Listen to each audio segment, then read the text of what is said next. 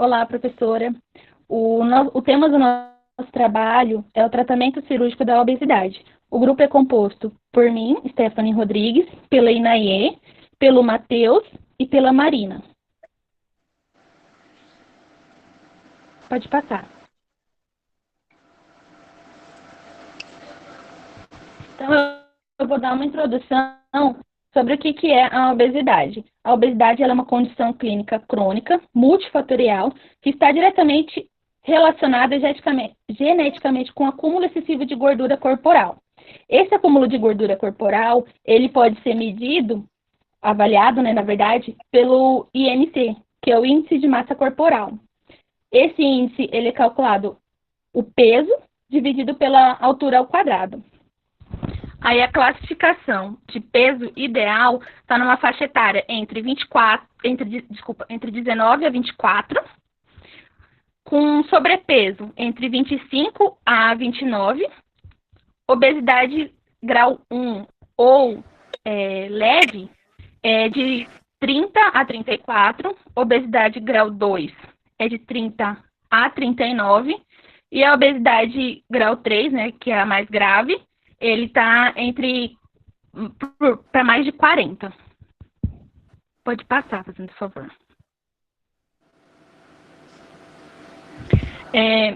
Vai para tratamento cirúrgico quando essa pessoa ela tem um índice de massa corporal dela entre 35 e 40. Antes disso, é viável para ela fazer, é indicado, na verdade, outros tratamentos, menos o cirúrgico ainda. Pode passar. Eu trouxe também uma classificação que eu encontrei num artigo. Ele classifica a cirurgia entre restritiva, predominante restritiva e a predominante mal absorvida, sendo que as restritivas é onde só um órgão vai ser modificado, no caso só o estômago, onde ele vai tentar fazer uma redução do espaço do alimento dentro da cavidade gástrica. Já as cirurgias predominantes restritivas e a mal absorvidas, no caso também considerado como cirurgias mistas, ela já envolve outros órgãos, o estômago, o intestino, onde que tem o intuito de trazer uma sensação de saciedade mais cedo para o paciente. Pode passar. Peraí. Aí na restritiva ele volta só um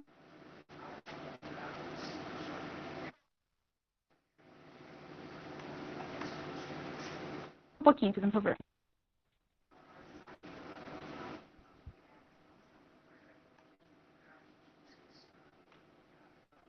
Foi?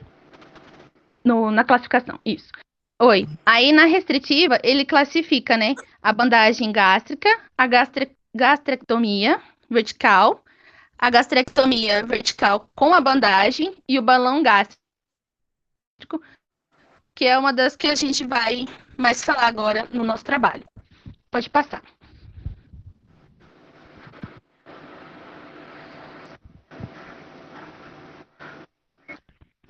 Aí eu trouxe as estruturas do estômago, como que ele é dividido.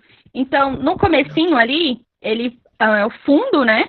Que a gente consegue ver que é uma porção arredondada, que é cheia de gás, na parte superior e na parte esquerda. Depois, ele vem para o corpo, onde que é a grande porção central inferior ao fundo. O piloro, acho que é piloro que fala, é uma parte onde conecta o estômago com o duodeno, e a cárdia, que envolve a abertura superior do estômago, que é mais ou menos no nível de T11. Pode passar. Tá, os tipos de cirurgias. Tem a banda gástrica, que é uma técnica que consiste na instalação de um anel de silicone, como a gente consegue ver aqui na imagem, ajustável de uma laparoscopia, na parte superior do estômago, onde ele vai criando um pequeno saco ajustável, onde a comida é separada. Bem aqui embaixo, dá pra gente ver como se fosse um botãozinho, uma rodana, que onde você coloca para ajustar o tamanho da banda que você quer. Pode passar. Tem também a balão intragástrico, que é um procedimento cirúrgico, que é colocado como se fosse uma prótese de silicone dentro do estômago. Ele é colocado por uma via endoscópica, que ele restringe o aumento do volume do estômago, traz uma sensação de saciedade maior. Essa cirurgia leva em torno de 30 minutos, e o prazo para você continuar com esse balão é de até 6 meses.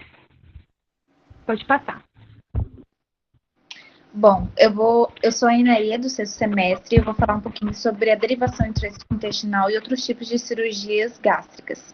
Bom, a derivação intestinal, ela foi uma das primeiras cirurgias de tratamento da obesidade.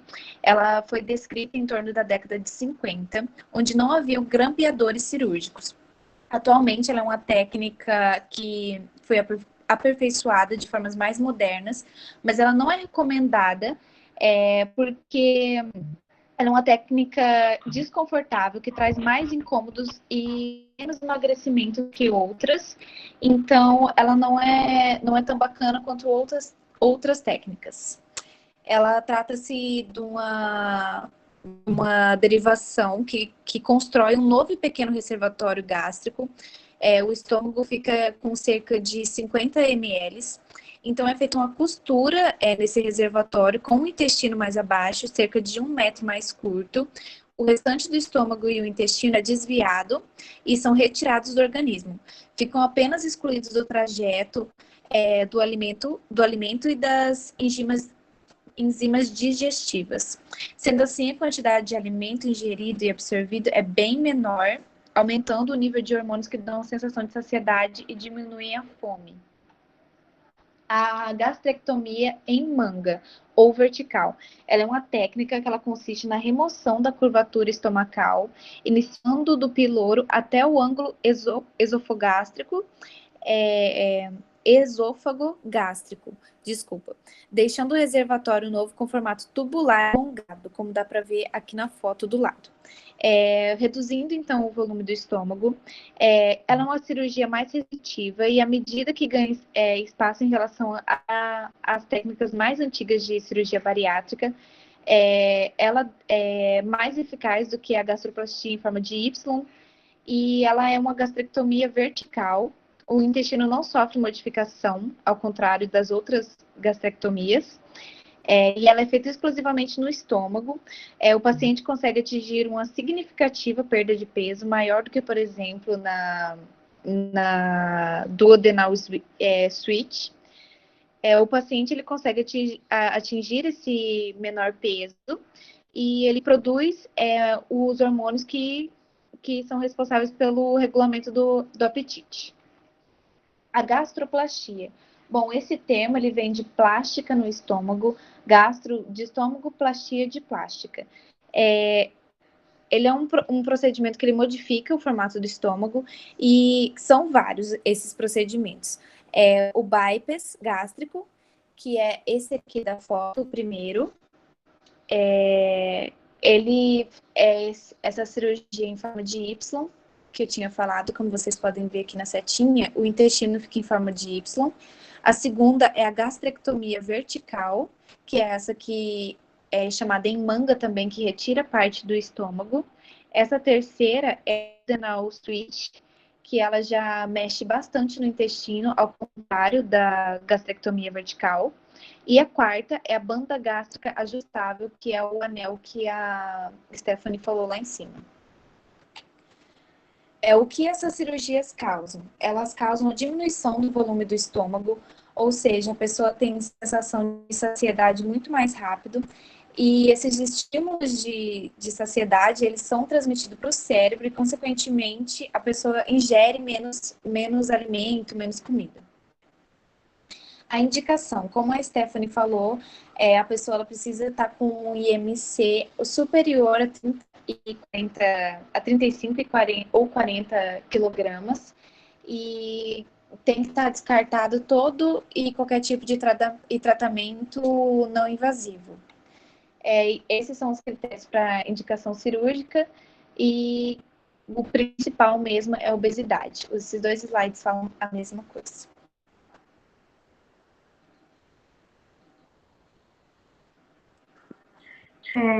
Eu sou a Marina, sou do 6º semestre, e eu vou falar dos cuidados pré-operatórios da cirurgia da obesidade.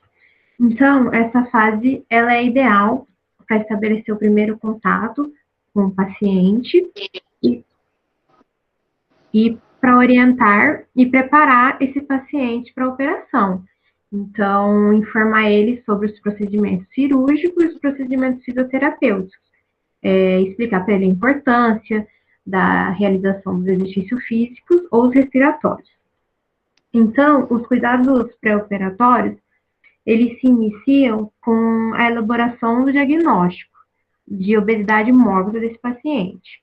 Aí tem a classificação da obesidade, que já foi falado, e a orientação terapêutica, que é qual tipo de cirurgia que esse paciente vai precisar. E através de anamnese e exame físico e uma avaliação bem feita, faz um bom preparo de pré-operatório. Pode passar, né? Então, para ter um pré-operatório bom, é solicitado alguns exames complementares e básicos, como um hemograma, coagulograma, tipo sanguíneo, glicemia, lipodograma, entre outros, porque é importante fazer alguns métodos de imagem na avaliação, porque dependendo do grau de obesidade desse paciente, ele vai ter algumas comorbidades, e se a gente tem uma avaliação precoce, dá para ter uma correção dessas alterações que pode causar outras complicações pós-operatórias. Além desses cuidados, alguns pacientes têm que ter um cuidado a mais, como os pacientes tabagistas. Eles devem parar de fumar pelo menos 8 a 12 semanas antes da cirurgia, para minimizar o risco de complicações tromboembólicas e infecciosas. E as mulheres, né, que em idade reprodutiva, elas devem prevenir a gestação até estabilizar o peso no pós-operatório. Então, elas devem ser aconselhadas a utilizar um método contraceptivo seguro, né, para não ter essa gestação. E as mulheres que estão em idade fértil devem realizar um beta-HCG, que é um exame para diagnosticar uma gravidez. Pode passar.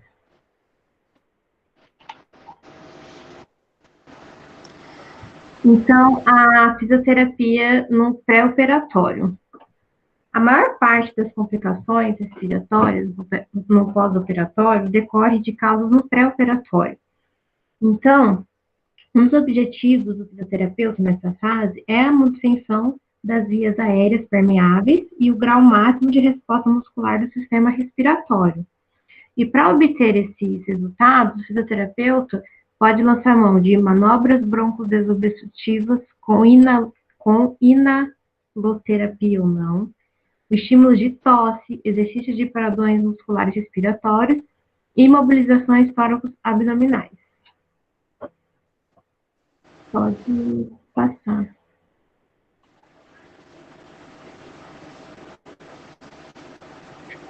Tá. Falando ainda da fisioterapia pré-operatória, é importante que o fisioterapeuta demonstre preocupação em atuar nos parâmetros que mais apresentam deficiência e que poderão comprometer o resultado cirúrgico, principalmente no pós-operatório imediato. Então, além de se preocupar com a parte respiratória, ele tem que se preocupar com o paciente no todo, né, no músculo esquelético também. Então, na cirurgia da obesidade, a atuação da fisioterapia no pré-operatório pode incluir a cinesioterapia contra-resistida funcional, que é indicada para situações de diminuição de força muscular muito evidente, que é comum nesses pacientes de bariátrica. Inclui também os padrões de alongamentos musculares específicos, educativos proprioceptivos possíveis, que são exercícios de equilíbrio, propriocepção, e correlacionar tudo isso com os exercícios respiratórios, que já foi dito anteriormente. Pode passar. Agora, na fisioterapia intra-hospitalar. O paciente obeso, mórbido, que vai fazer a cirurgia, ele apresenta uma série de alterações na mecânica respiratória, que junto com fatores anestésicos, cirúrgicos e pós-operatórios, podem contribuir para ele ter uma complicação pulmonar após a cirurgia bariátrica.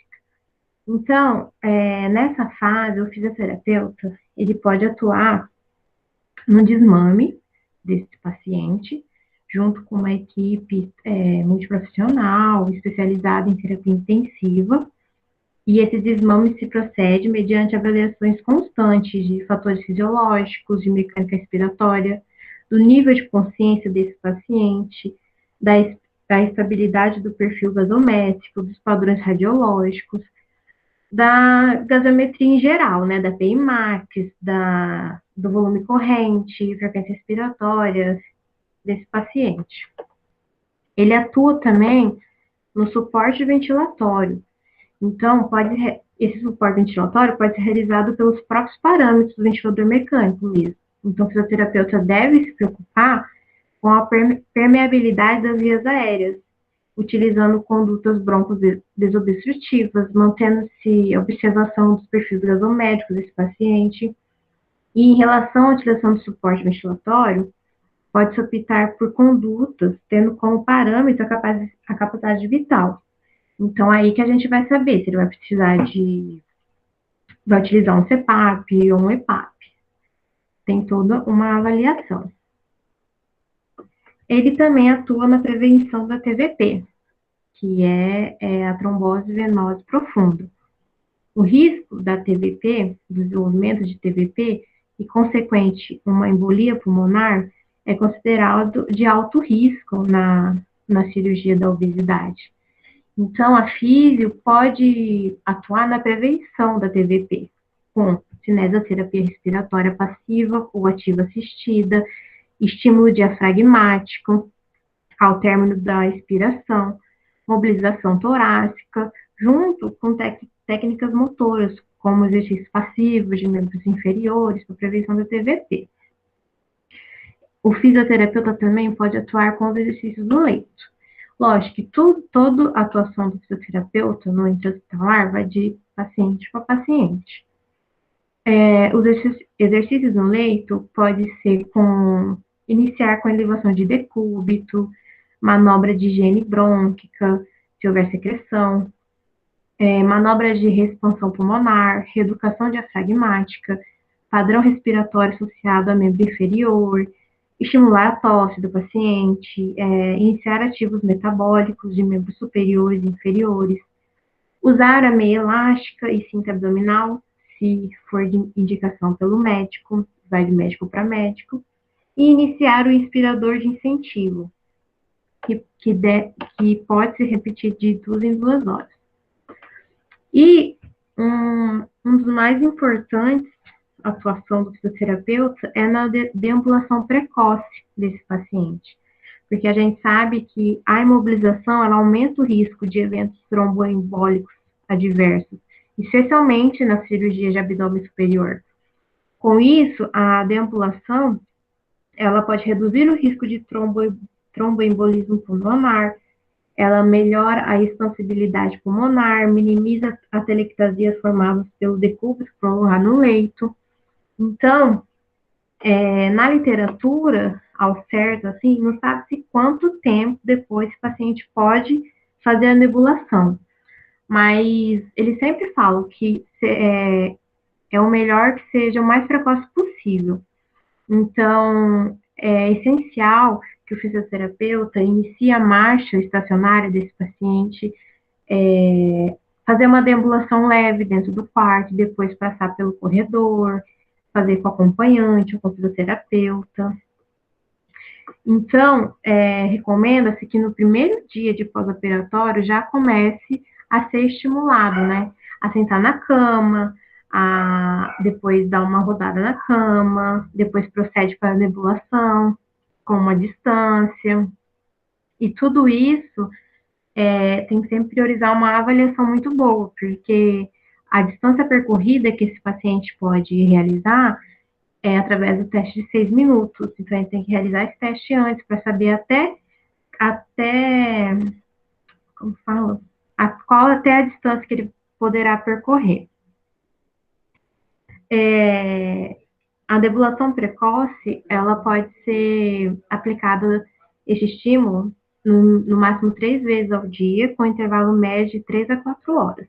E, durante esses intervalos, o paciente pode realizar os exercícios respiratórios, utilizando os mesmos incentivadores que ele usava lá no pré-operatório. Pode passar. Pode passar. Aí, tá. Aí, agora, a fisioterapia no pós-operatório. Nessa fase, é quando ocorre a liberação para o paciente fazer exercícios mais intensos, né? Que normalmente acontece por volta de 30 dias após a cirurgia. Então, já com uma alta hospitalar, é importante que o paciente siga as condutas que o fisioterapeuta falou para ele, né?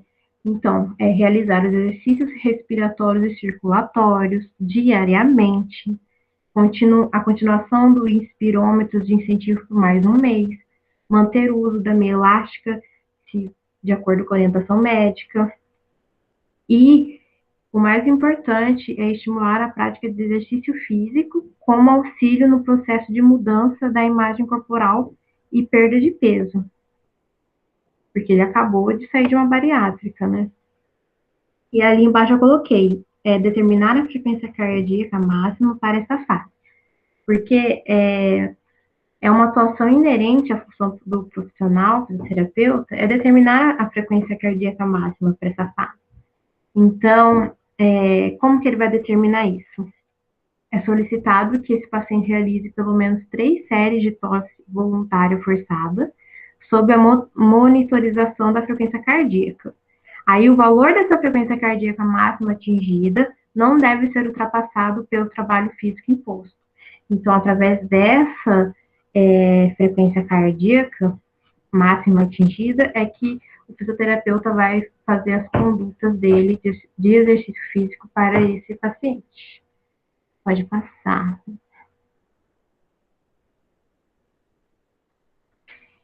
E, continuando com a fisioterapia pós-operatório, no pós-operatório, o momento da intervenção fisioterapêutica varia de acordo com a cirurgia, né? Como disseram anteriormente, há vários tipos de cirurgia. Então, o procedimento também é realizado variado. Consequências tardias também devem ser evitadas e tratadas como prevenção de aderência cicatricial, dor, flacidez e fraqueza muscular. Então, dentre os recursos indicados para possibilitar uma melhora na recuperação do indivíduo, o fisioterapeuta pode lançar mão da crioterapia, né, que ela pode ocorrer de 20 a 30 minutos,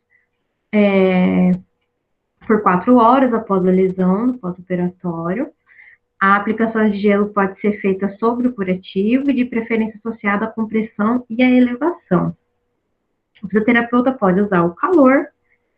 A temperatura deve se situar entre 40 a 45 graus Celsius. E o que o calor causa no pós-operatório? Ele tem o objetivo de melhorar a qualidade do tecido cicatricial, além de tratar as fibroses e aderências. Ele pode ser aplicado 2 vezes ao dia, com uma toalha umedecida, com total cuidado pela hipoestesia presente no local, se o paciente tiver, para não queimar o paciente. Ele pode usar ultrassom, né, ultrassom terapêutica, na frequência de 3 MHz, então é bastante utilizado na fase inflamatória para reabsorção de hematomas, diminuindo a chance de formações fibróticas.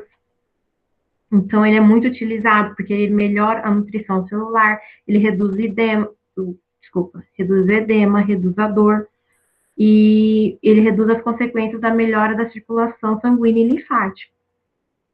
Um dos mais importantes, que é a drenagem linfática, que ela atua no deslocamento de proteínas extravasadas para serem reabsorvidas, equilibra as pressões hidrostática e tissulares, diminui edema e pode ser iniciada após 48 horas de ocorrida a cirurgia plástica. A compressão também pode ser uma técnica a ser usada, porque ela tem o objetivo de diminuir edema também e inibir cicatriz hipertrófica. Ela exerce um papel importante na reorganização do tecido cicatricial. Então, ela atua nos agentes implicando na formação de cicatrizes hipertróficas e retráteis. Pode usar TENS, pode usar laser, radiofrequência. O TENS, ele é utilizado no pós-operatório imediato, né, numa fase aguda, porque ele é mais para melhorar na dor. E o laser, ele pode ser usado imediatamente após a cirurgia também, né, numa fase de pós-operatório imediato, com efeito anti-inflamatório, analgésico e antiedematoso. A radiofrequência também é um que eles usam, porque trata-se de um tratamento que não é invasivo e melhora a circulação de nutrientes, hidratação tecidual, aumento da oxigenação, lipólise, promove a reorganização das fibras de colágeno. Então, é muito usado também. E o mais importante, assim, né? Não pode esquecer também dos exercícios. Os exercícios ativos também são fundamentais no processo da recuperação. E ali eu coloquei que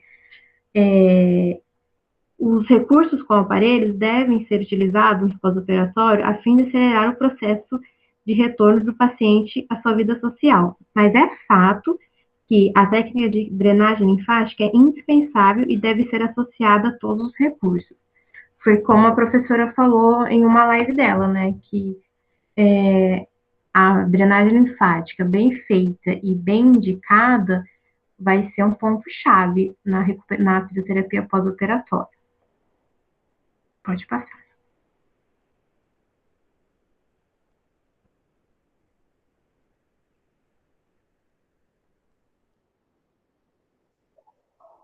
Bom, eu sou Matheus Felipe, do quinto semestre. Vou falar agora um pouco sobre avaliação e intervenção ambulatorial e os recursos e as principais contraindicações. Sobre a avaliação e a intervenção ambulatorial, bom, tem muita coisa que, na verdade, dá para avaliar no pós-operatório. Principalmente tem que olhar o paciente como um todo. Nesse caso, teria que haver em conjunto o trabalho junto com outros profissionais de outras áreas, como os psicólogos, médicos, enfermeiros e outros profissionais também. Bom, o fisioterapeuta em si, ele pode avaliar tanto fatores relacionados à função quanto à estética. Dentre a estética, a gente pode verificar retrações musculares, deformidades articulares e desvios posturais. Essas alterações elas podem causar a longo prazo algum problema, principalmente funcional. Além de que, com relação à estética, também deve haver um encontro bem importante com o psicólogo, por causa da perda de peso que ocorre após a cirurgia, ao longo do tempo. Porque, querendo ou não, é um trabalho que tem que ser feito de uma forma contínua, para que não haja nenhum retorno ao estado anterior. Bom, todas as disfunções podem ser feitas tanto a curto ou a longo prazo. Os principais queixos que tem o paciente quando tem uma cirurgia de bariátrica, geralmente é dor e edema. Portanto, daria para verificar o grau do edema, o nível do inchaço, o nível da dor e outras coisas do tipo. Pode passar?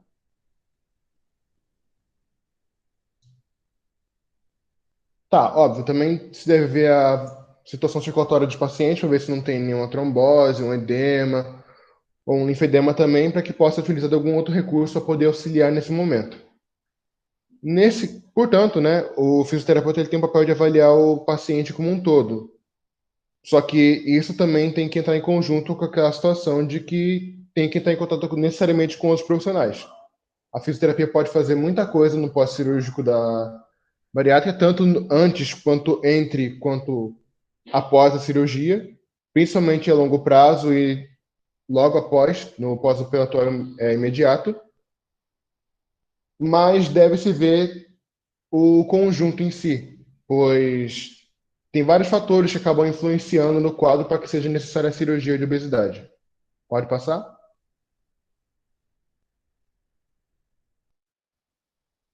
Tá, como eu disse antes e como já foi visto também no início do trabalho, a parte funcional é uma parte muito importante com relação à cirurgia de bariátrica, principalmente porque pode atrapalhar movimentação e que uma das coisas que é mais importante para o paciente seria a funcionalidade, voltar a fazer as atividades normalmente. E isso, querendo ou não, é bem prejudicado com a cirurgia, tanto com a dor, limitação da função, restrição de ADM ou coisas do tipo. Pode passar? Os recursos utilizados e as principais contraindicações. Bom, de recursos já foram a maioria já faladas um pouco já sobre eles anteriormente. Dentre eles a gente tem a crioterapia, o calor, o ultrassom, a drenagem linfática, compressão, TNS, laser, radiofrequência e exercícios ativos. Bom, como já foi um pouco dito sobre a parte dos recursos, é bom lembrar que, de principal, os mais utilizados são o exercício ativo, só que, obviamente, não é possível colocar uma carga muito alta no pós-operatório imediato. A drenagem linfática também é bastante utilizada, a compressão, e a crioterapia e o calor para auxílio na diminuição do edema e da dor do paciente. Isso aí é bastante utilizado no pós-operatório. Com relação às principais contraindicações, cada recurso em si já tem uma própria contraindicação.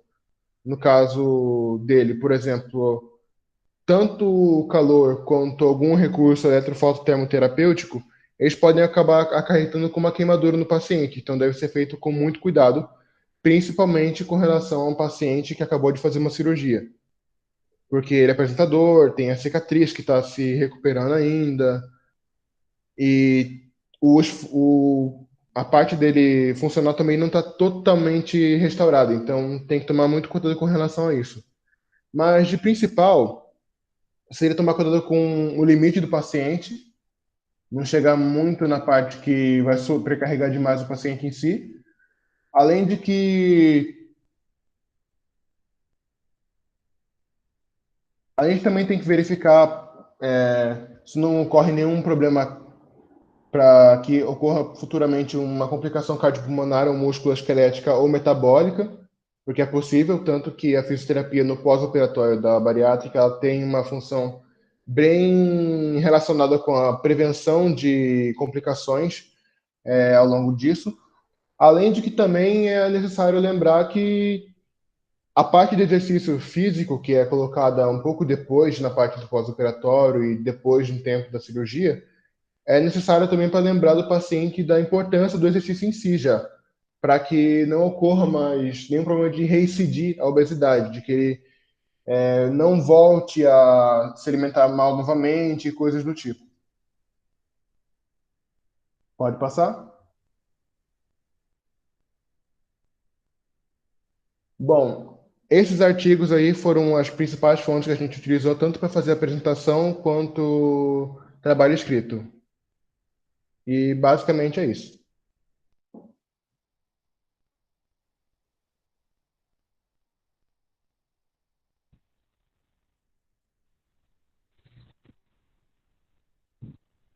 Então, nossa apresentação acaba aqui, professora. Obrigada e qualquer dúvida pode entrar em contato com aí